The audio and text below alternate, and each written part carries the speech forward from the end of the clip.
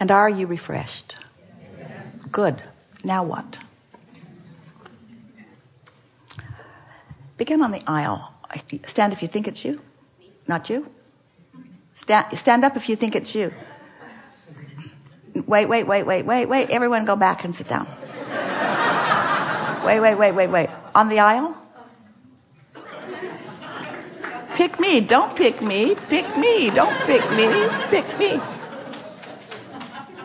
I want to talk to you. I think I want. No, I don't want. I don't want to talk to you. I think I want to talk to you. I don't know for sure. I have mixed emotions about this. I do. I don't even want to be on camera. Okay. You're way more trouble than you're worth. We are only kidding. Well, you should ask some people. Okay. Well, so now that I'm here and I'm kind of freaked out, When you raised your hand, what was on your mind? Because whatever was on your mind then is what we want to talk about. Since then, so much has happened. So, before we broke, I had some stuff on my mind. And when you raised your hand just now, that's when you lighted up. What was on your mind? 2 things. Let's hear them. How long you got? Not that long. Okay, because I don't really know. I've never done this before, so I don't really know exactly how to ask. We're going to have a good conversation. It's going to be good, but... okay, so... I'm just going to be specific because I don't know how to be super vague about it. I just know that we were in the process of trying to get pregnant, my husband and I. And we were doing all these methods and all these things, and... there was always roadblocks. And then a huge one happened to my foot in the last 8 months. And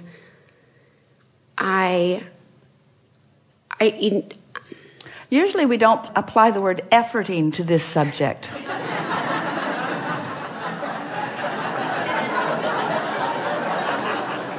Well, but if anyone has ever done it, it's you.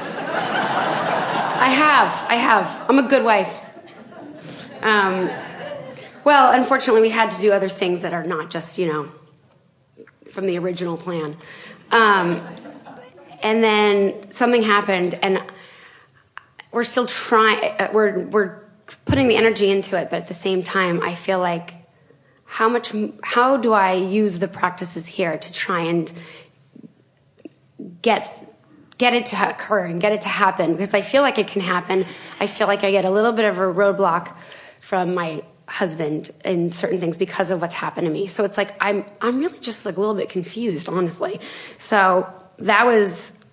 Well, stop there and let's talk about this just for a little bit, because it falls in a particularly good sequence to other things that we've been talking about already here today. And we're playing with you about the idea of effort, but anything that is not happening easily then tends to make you want to try harder, to try different things, to go about it in different ways, because your mind is set on the results that you want, and you sort of have this attitude that whatever it takes. And everything that we're talking about here today is different from that in this sense. We've been talking about vibration and attraction and momentum. And now we want to talk about timing, because in the timing of things, there is a vibrational alignment.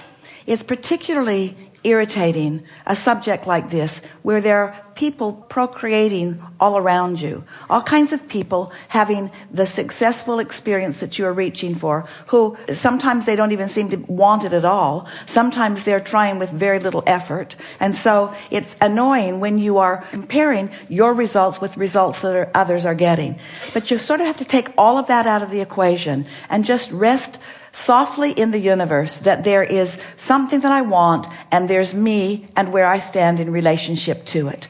And so we want you to just sort of settle down a little bit, ratchet back all of the energy and enthusiasm and confusion about it, and just listen to this simple statement that says, there is something that I desire, and here I am in some sort of relationship with this thing that I desire.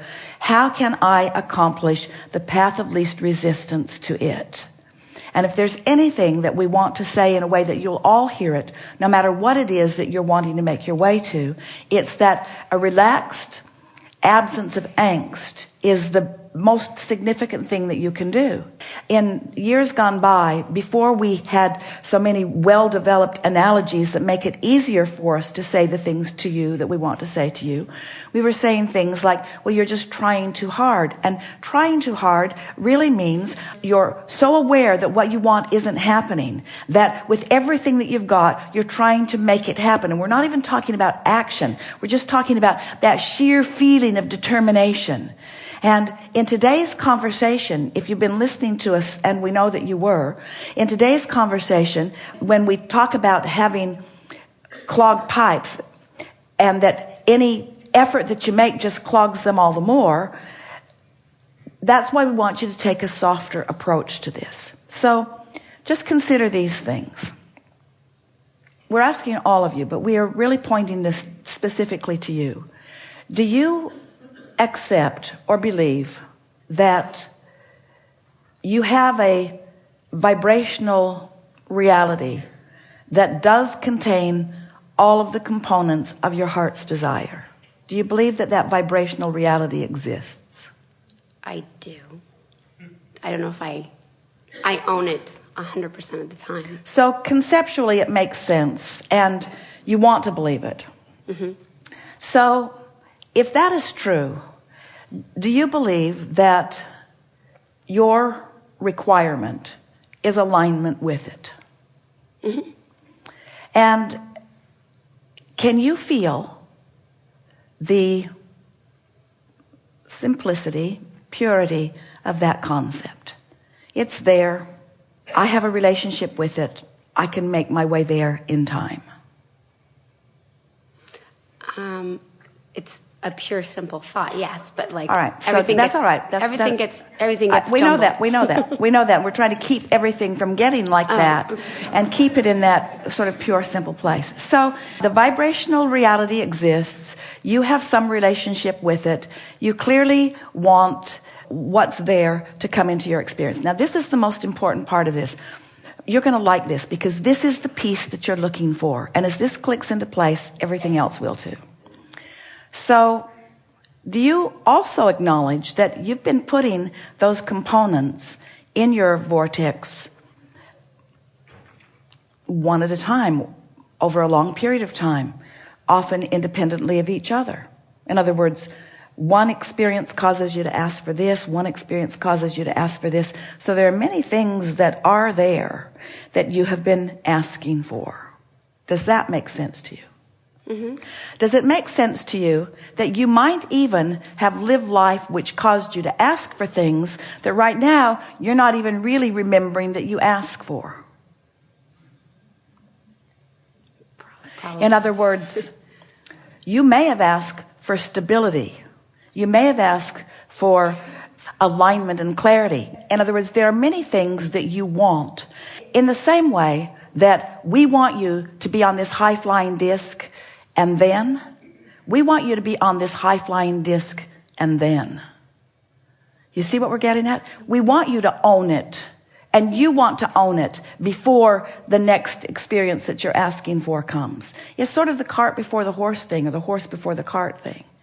So what's bothering you is that you haven't come quite yet to accept that you have put things that matter to you in your vortex, and that the source within you knows what all of them are and knows the perfect order and timing of all of them. And that when you get into this place of just trusting and allowing and aligning, that all of the things that you've put there incrementally will make their way into your grid, will make their way into your point of attraction in perfect order and in perfect timing and in perfect relationship with one another. And we agree, we don't think this is particularly good timing. But this is only evidence of not quite good timing. There are other things that make it not quite good timing too. In other words, you've asked for things and you put things into your vortex that contradict this thing you think you're asking for now. Ooh.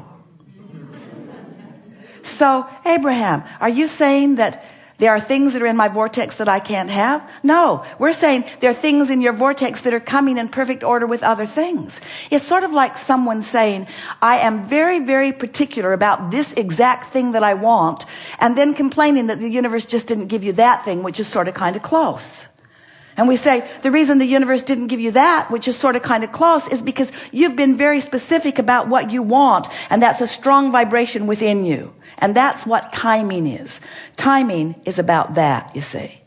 So we could talk, and you'll look at us like you don't understand because you don't understand. And we could make it complicated, and you want to make it more complicated than it needs to be. But what we really want you to do is just accept a very soft and light premise that says, I'll get what I want, and it will come when I'm in perfect vibrational alignment with it. And in the meantime, my getting into perfect vibrational alignment with it is the thing that I want to do most. Because what you're demonstrating here, and everyone is experiencing it to some degree, is you're so determined to get the results that you want that you have forgotten that you are looking forward to the journey along the way. Esther's been writing in her book in big letters recently because it's a new awareness that is just percolating within her in a more powerful way than ever before. I want to have fun on my way to that. I want to have fun on my way to that. Because there's a tendency to just say, get me there and then I'll have fun, or get me there and that'll be all right. And we want you to say, I want to have fun along the way, because then you're putting into the equation the thing that matters most, which is now, now, now, now, now. The universe is delivering to you what you're vibrationally putting out. We've been telling the story of Esther at the fair with her grandchildren recently. Some of you have heard it because we've been talking about it for a few weeks. But it was such an astonishing revelation for Esther to see the results of two children with two different moods in the moment and the way the day unfolded for them. It was such an wonderful demonstration that when you feel like that, that's what happens all day long. And when you feel like that, that's what happens all day long. Everything in the world good happened to Kate. She made the basket the first time. Esther couldn't spend enough money so that Luke could make the basket. She won so many stuffed animals that they had to go to the car because they couldn't lug them all around. They were at the fair so that they could see the train concert. And Kate sitting in the audience, and as manager of the band came and picked her out of the audience and asked her if she'd like to go on the stage with Train. Unbelievable, wonderful things, not unbelievable, but amazing, wonderful things happening to Kate all day long. And Luke not winning, grumbling, sad, hanging his head, falling down and saying, it's like they don't want me to win. It's like they don't want me to win. And we want you to understand that all the winning and all the not winning is all because of the way you're feeling. And you got to do something about the way you're feeling. And if you feel like you're trying hard and it isn't happening, then you're barking up the wrong tree. Just stop for a little while. Just stop the trying and start the aligning, and then watch what happens. Because when you get everything that you want, you'll have everything that you want. And everything that you want is coming.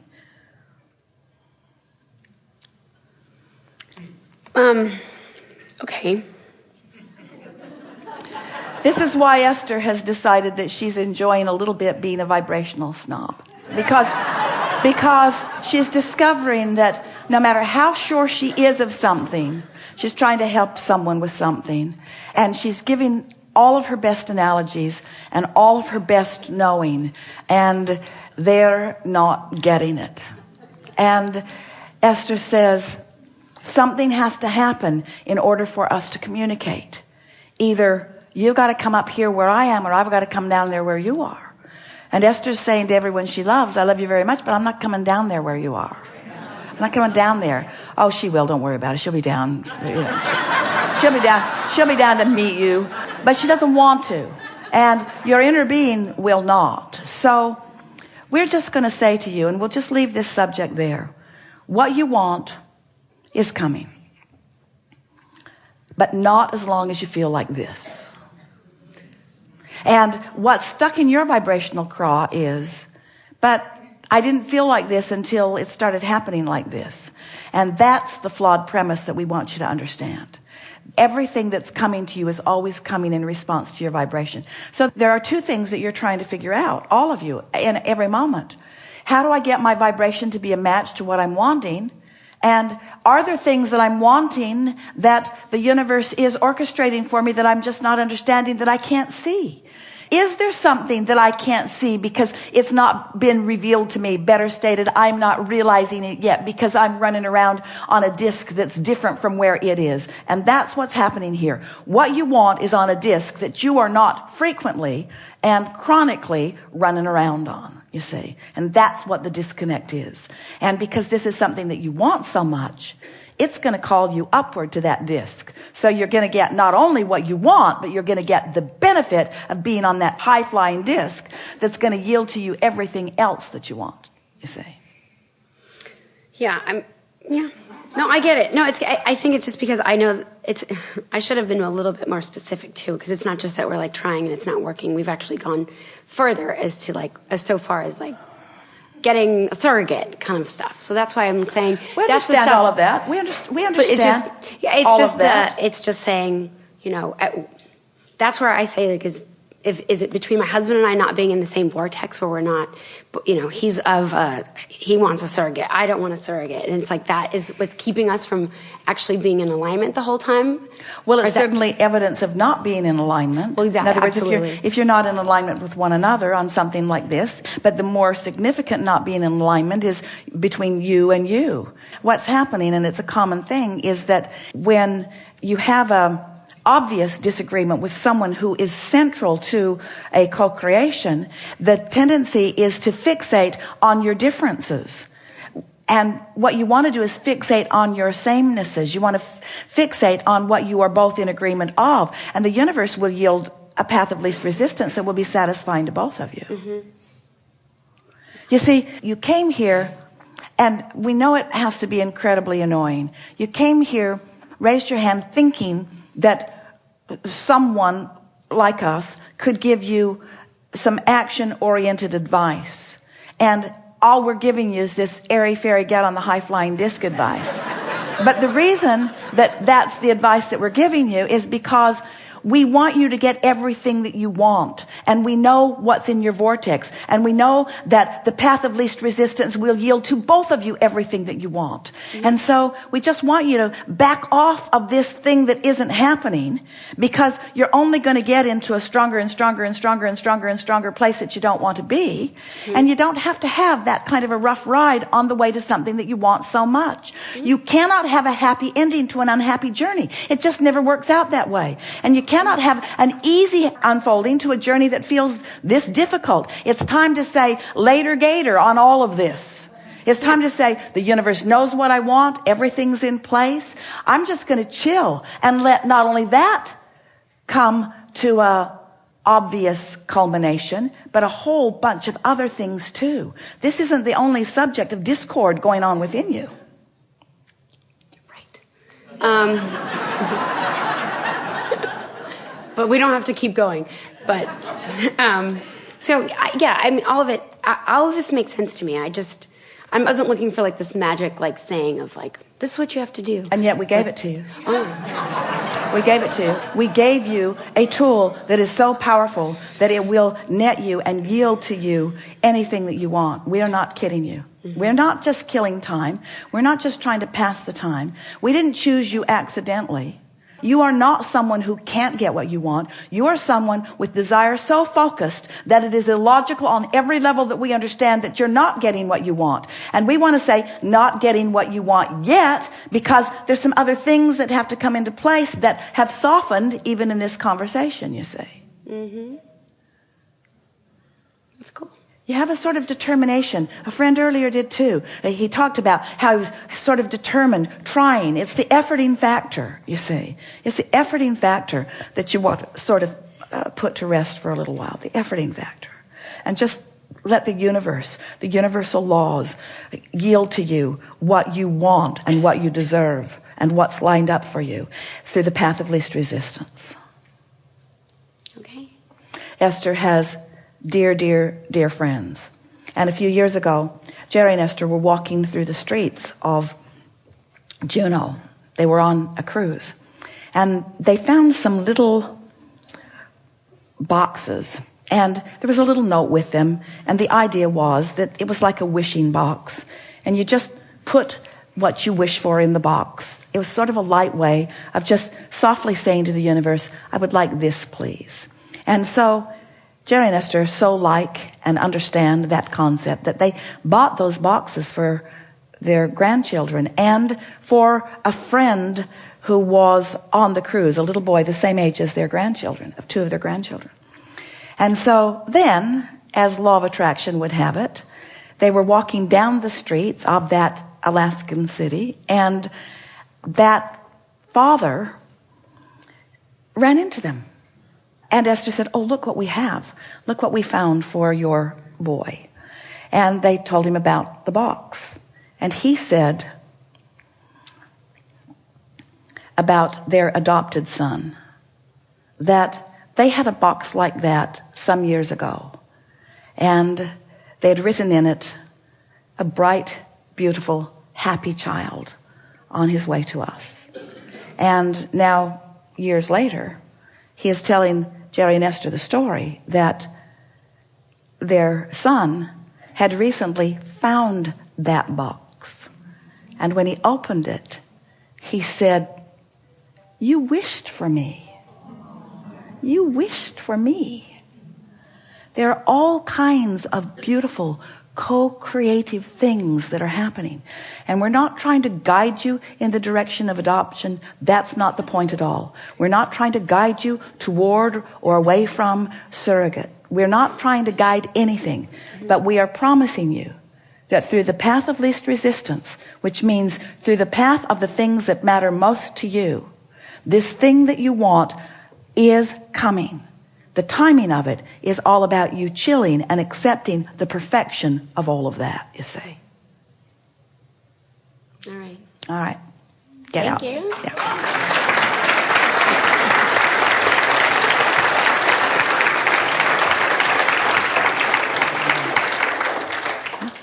Second round.